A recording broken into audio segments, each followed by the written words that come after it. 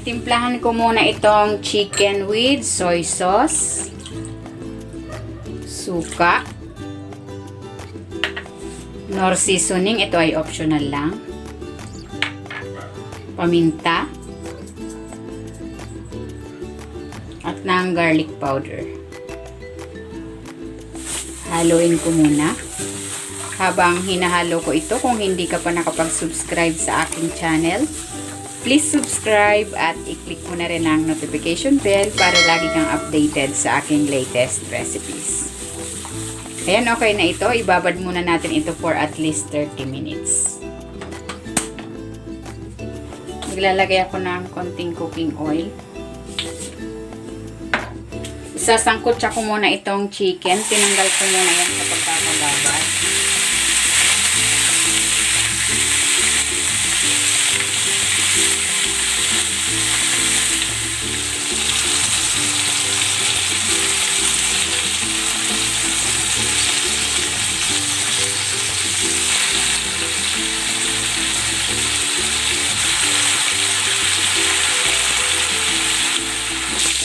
Okay na yung ating chicken. Hahanguin ko muna ito.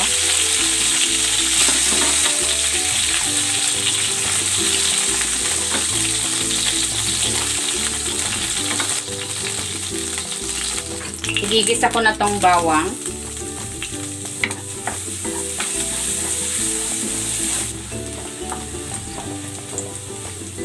Ilalagay ko na rin tong sibuyas.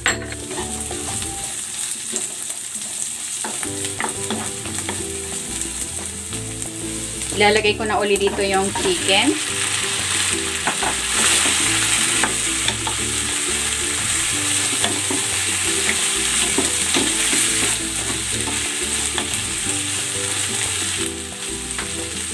Ibubuhos ko na dito yung pinagbabaran.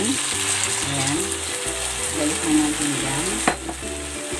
Maglalagay ako ng paminta at ng dahon ng laurel.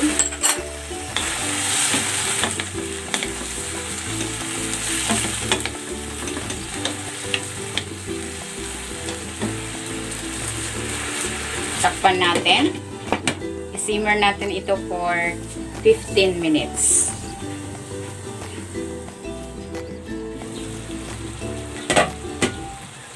Ayan, ito na yung ating adobo.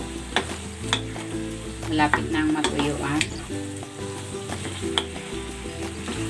Ang gusto ko dito ay yung nagmamantika at tuyo. Ayan, ituloy pa natin ang pagluto nito hanggang sa matuyo yung sauce.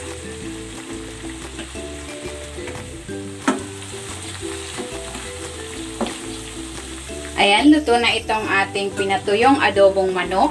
Hanguin na natin ito.